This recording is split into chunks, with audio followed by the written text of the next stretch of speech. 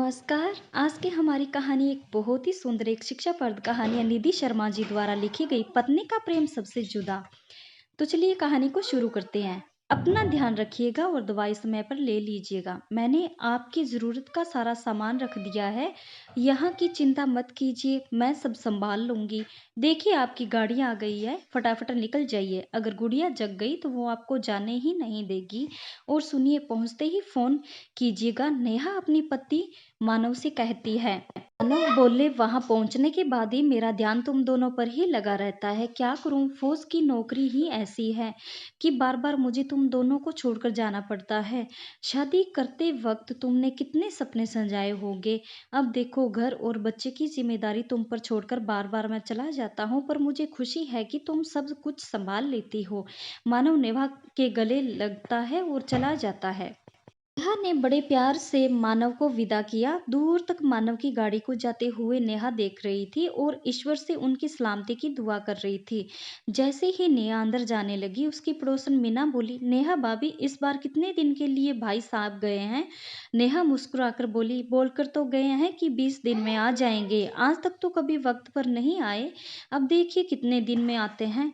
मीना बोली, आप कैसे रहती हैं इतने इतने दिन तक उनके बिना? घर की बच्ची की जिम्मेदारी और परेशानी, हमसे तो ना हो पाएगा ये सब।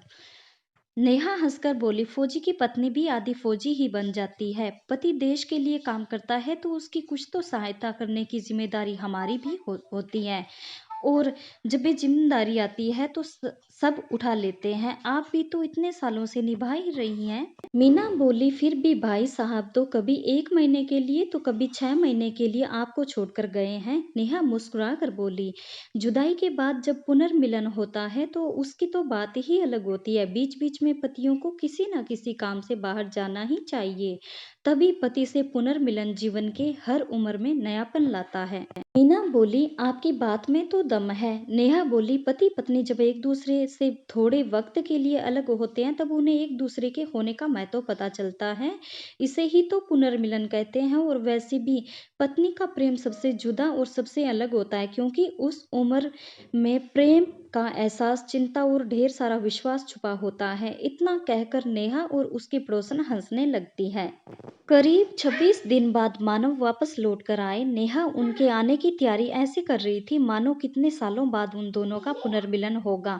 समय बीतता गया, महीने साल बड़ी खुशी के साथ समय कटता गया। सुख दुख आते जाते रहे, क्योंकि दोनों एक दूसरे से मिलने के लिए बहुत आतुर थे। समय बीतता गया। नेहा की बेटी नैना भी अब बड़ी हो रही थी। एक उम्र हो जाने के बाद बच्चों को पिता के अनुभवों और सुझावों के साथ पिता की मौजूदगी का जरूरत पड़ती है, जिसके कारण मानव ने नौकरी छोड़ने का फैसला कर लिया था। कुछ वक्त बाद ही मानव को दूसरी नौकरी मिल गई। अब वो परिवार को भी वक्त दे पाते थे और समय बिताने लगा। बेटी बड़ी हो गई, पढ़ने के लिए वो बाहर चली गई। एक रोज किसी बात पर मानव ने नेहा से बोले, पहले तुम मेरा कितना ध्यान रखती थी, अब तो तुम्हारे पास मेरे लिए वक्त ही नहीं है। पहले तुम कभी भी मुझसे नाराज नहीं होती थी, अब तो बात बात पर नाराज हो जाती हो। अरे फौजी नहीं रहा, पर मैं कमाता तो अभी भी हूँ। नेहा बोली, सही कहा आपने। पहले जब कुछ दिनों के लिए आप बाहर जाते थे तो आपको ये अनुभव जरूर होता था कि पत्नी का जीवन में क्या महत्व है। आप अक्सर कहा करते थे कि घर की पूरी जिम्मेदारी और परेशानियों को मैं उठाती हूँ, इस वजह से आप मेरी और भी इज्जत करते हैं। पर अब देखो, अभी भी मैं वही काम कर रही हूँ, पर आप कहते हैं कि मेरे पास कुछ काम ही नहीं है। मानव हंसकर बोले, नौकरी क्या छोड़ी, बीवी का साथ भी लगता है छूट गया। क्या दिन थे वो, कहीं से आता था तो नए नवेले दूल्हे की तरह मेरा स्वागत किया जाता था। अब तो बस काम करके आता हूँ, खाना खाता हूँ और सो जाता हूँ। नेहा हंसकर बोली, होगा होगा, हमारा भी फिर वही प्रेम भरा जीवन लौट कर आएगा, बस आप इंतजार कीजिए। मानव बोले, बस इसी इंतजार में बैठा हूँ कि कब वो दिन लौट कर आएंगे। नेहा बोली, ये बस हमारी ही समस्या नहीं बल्कि कई दंपतियों की समस्या है।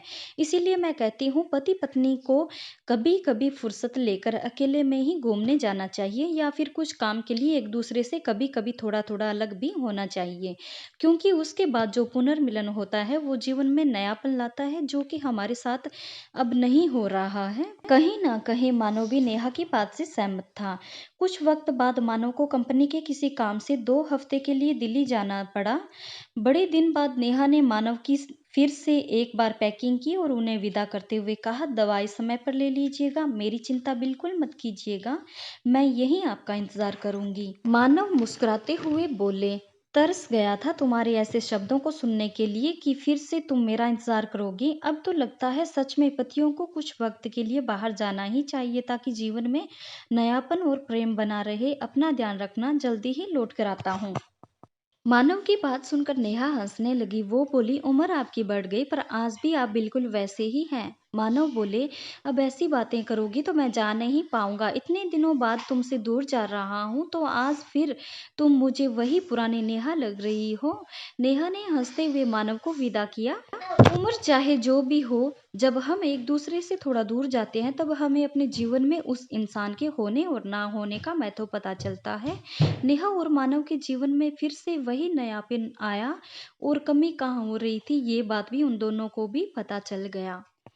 तो दोस्तों, जब कोई पास रहता है तो हम उसे अपना महत्व नहीं देते हैं, परंतु कुछ दिन बाद जब हम उनसे हमारा पुनर्मिलन होता है तब हमें अपने प्रेम का एहसास होता है।